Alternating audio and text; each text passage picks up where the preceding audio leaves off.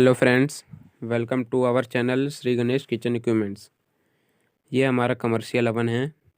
ये full stainless steel का बना हुआ होता है।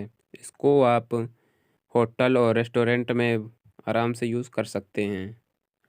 और ये पूरा अच्छे मटेरियल से बना हुआ होता है, पूरा टॉप मटेरियल से। इसकी स्विचेस हैं ऑन ऑफ बटन की, और नीचे टेम्परेचर के और लाइटनिंग है।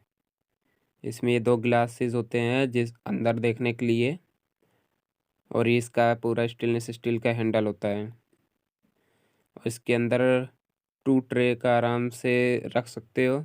अंदर देखो काफ़ी स्पेस है, इसमें आप कुछ भी रख सकते हो, और इसमें आपको बाहर से हीटिंग महसूस नहीं होगी।